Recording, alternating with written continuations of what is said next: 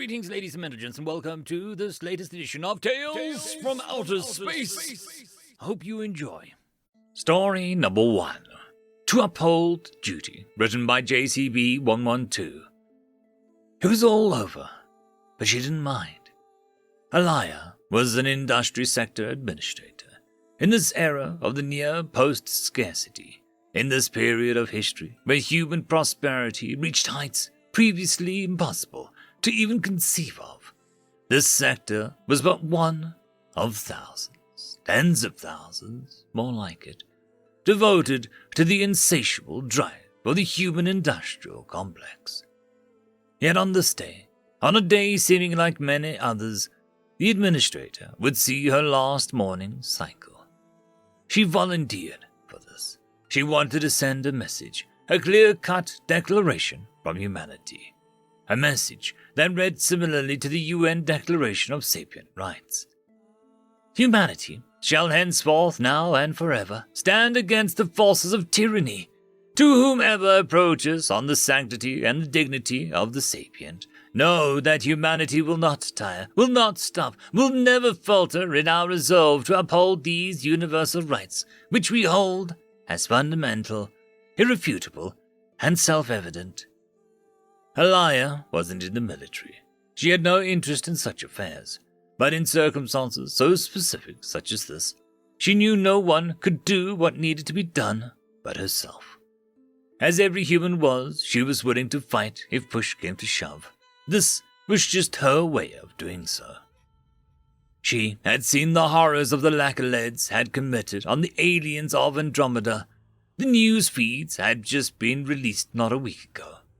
It was with this that humanity had collectively declared war on these cosmic horrors, even if it meant their sights would be distracted from the actions of Andromeda and every neighboring galaxy to focus their attentions on that of the Milky Way. Scientists have long speculated why the Milky Way was so devoid of life. Perhaps this was it.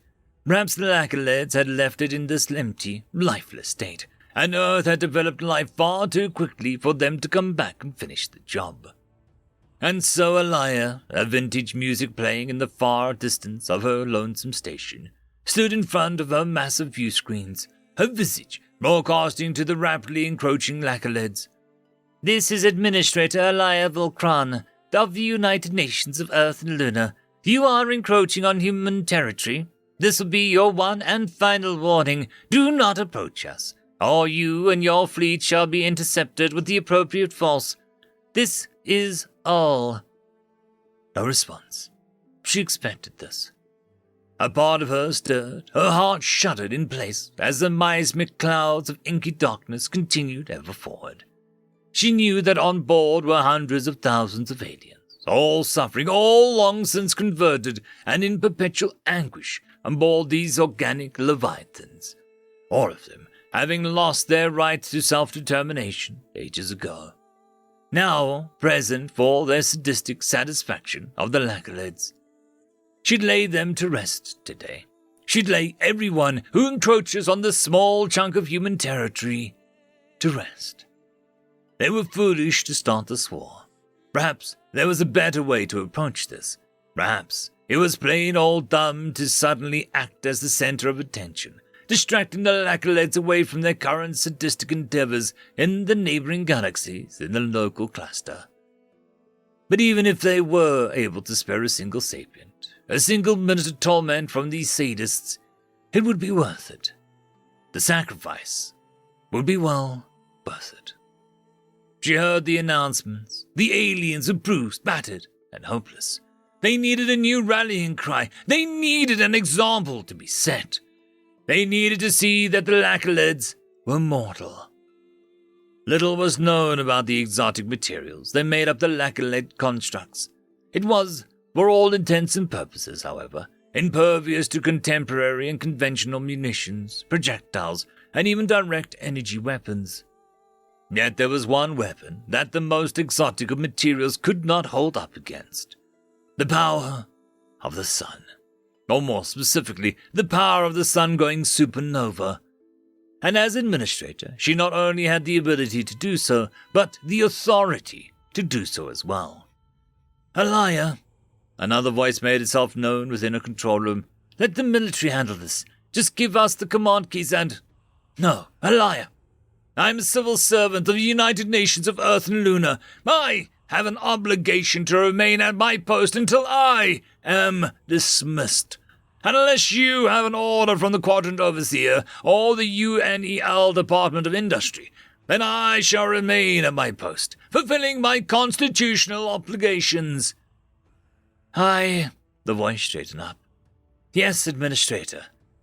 May the spirit of humanity be with you, ma'am. And to you, Captain. A single nod from the Administrator was all that was necessary, before she flinched. Her voice cracked for a moment. Goodbye, Michael. I love you. Terminate connection. Darkness started to cloud at the very edges of the system. The view of Andromeda was clouded and obstructed by this unknown force. Her senses began screaming at her. The light flashed, alarms blared, as the Administrator let out a deep sigh. Her eyes strained, focused, dead set on a single command line she'd written up hours prior. Everything was ready. The Lacolette seemed to hesitate somewhat before approaching. Perhaps they noticed just how advanced their new prey truly was. An entire solar system turned into a forge of industry. Worlds gone, replaced with large stellar constructs of varying sizes and makes. Millions of ships ferrying cargo from one station to another in a series of long, unending lines, forming what can be superficially described as conveyor belts in the midst of space. The star itself was contained, placed inside of what seemed to be a massive stellar engine, one that powered the whole system, one that was one keystroke away from taking them all into oblivion. Part of Alaya believed the Lacolets would turn away upon seeing this, and they almost seemed to, until they didn't. As they began approaching, swaths of ships resembling undulating tentacles connected to a central miasmic mass of darkness. So this was it. United States Declaration of Sapient Rights, Article 5, Clause 2, all citizens of the United Nations of Earth and Luna shall commit to the defense of humanity should the need arise, for the sanctity of the sapient, for the dignity of humanity, for the continuation of the creed of civilization. No sacrifice is too great, no deed is too small in the upholding of the self-evident truth.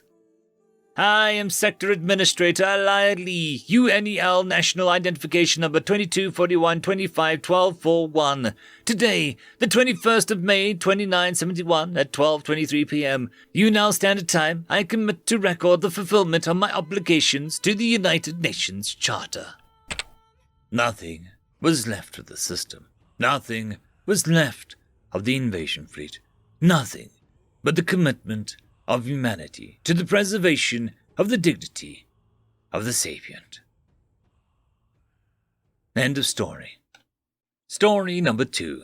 Humanity's Soul, written by Cromper69. Every creature in this universe has a soul. Some races devote their souls to certain fields, such as engineer souls, or doctor souls, or the souls of soldiers. Yet, when humans were discovered, their souls were an enigma. We soul-seers were able to see a race's souls and determine what they will be useful for. Yet, when we dove into their soul, we were scared. No, horrified. To explain why we were scared, we explain how our ability works. When we soul-see, we look back into a race's history and determine their future. With that done, we looked at humanity's soul. We saw fighting from the earliest recollection of memory. For the fighting death was everywhere, bodies and bodies stacked on each other, leaders discussing war and insults hurled at each other. Yet, for every death, a life was saved by the kindness of others. Through all of their history, they hated and loved each other, killed and married another. We thought it not possible from such a race. When we questioned them on their history, they gladly explained their entire history and their philosophy, or rather, different philosophies and religions. We are going to have a nightmare of politics awaiting us. Their soul, humanity's soul, is that of hate and love, an ever-changing relationship. End of story. I would quickly like to thank the T5 channel members and Patreons. Caspar Arnholtz, Cam Maxwell, Barky, Lord Azrakal, It's Difficult to Pronounce, Dragzoon WRE, Holly's Sister, Arcadian. Thank you very much.